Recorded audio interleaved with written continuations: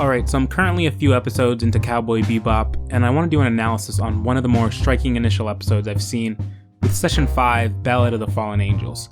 As one of the great titans of 90s anime, Cowboy Bebop makes a striking composition, existing in the middle ground between the Western genre of old and the new space age of science fiction.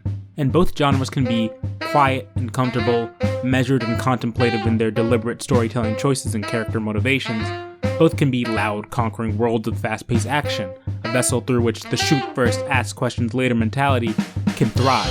Both settings depicted are large expanses, endless harsh lands not bounded simply by the construct of the law, and both portray the world their stories take place in as being ruled by masculine, domineering men who display characteristics of bravado and machismo.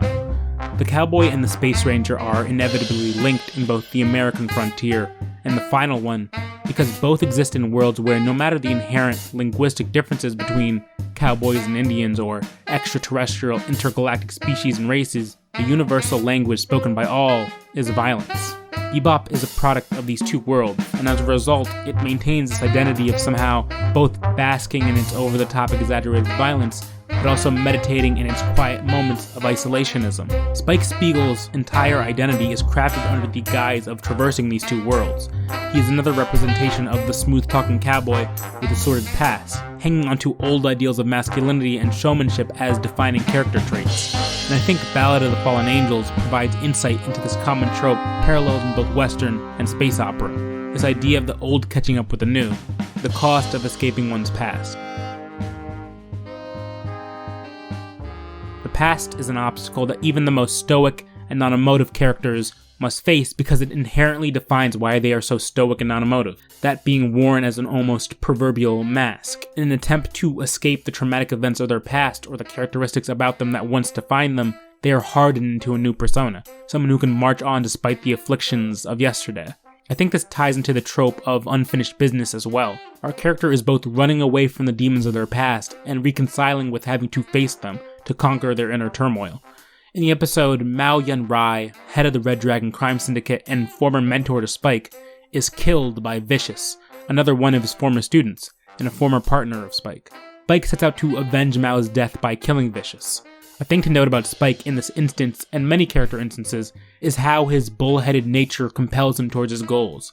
As a bounty hunter, he is often driven towards the bottom line, how much a target he's going after can give him, how much they're worth. But with Vicious and Mao, we witness the first time he must face an enemy on the grounds of something personal, something rooted in his past he isn't so forthcoming to share. And there's something paralleled in Bebop that makes waves throughout its composite genres. Tied to the idea of one's personal past catching up to their present is the concept of unfinished business I mentioned earlier.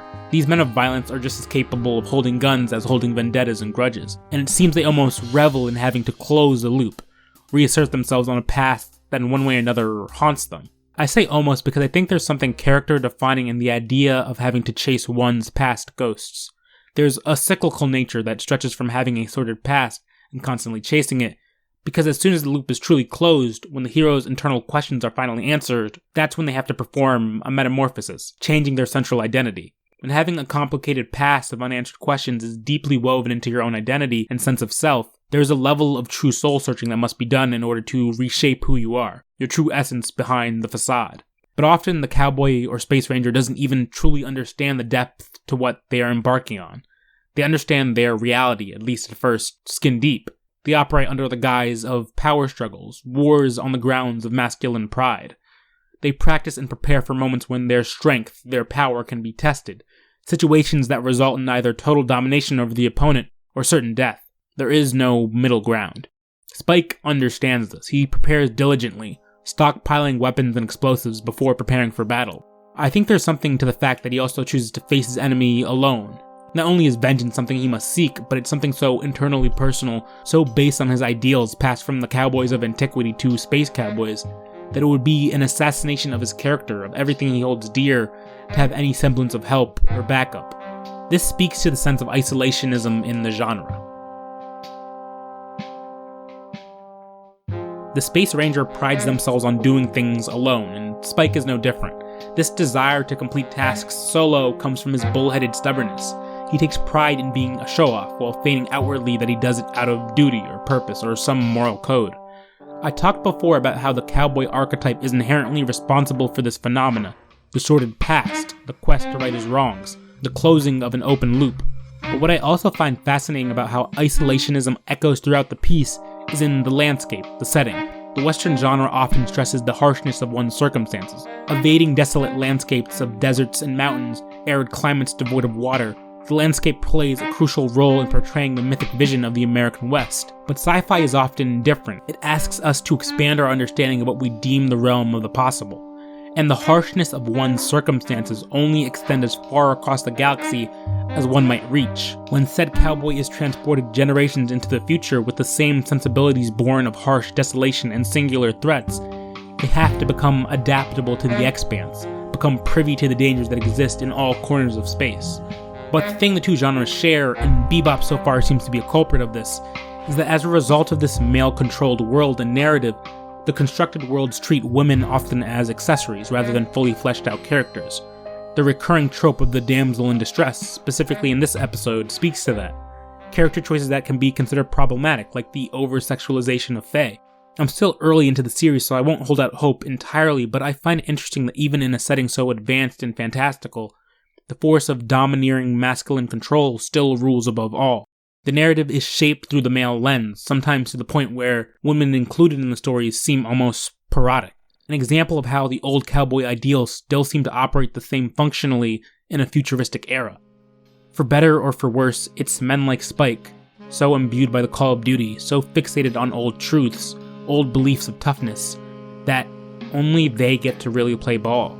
Bounty hunters are the new cowboys, vigilantes, ne'er-do-wells, all vying to be king of the hill. All move towards a new incentive for violence, one that somewhat unfortunately can't help but mirror the old.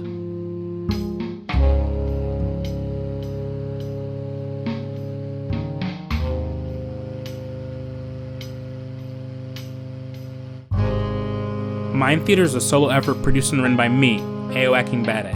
To subscribe, look for Mind Theater on Spotify, Apple Podcasts, or wherever you get your podcasts. For updates on the show and upcoming episodes, follow Mind Theater Pod on Twitter. Thanks for listening. I'll catch you next time.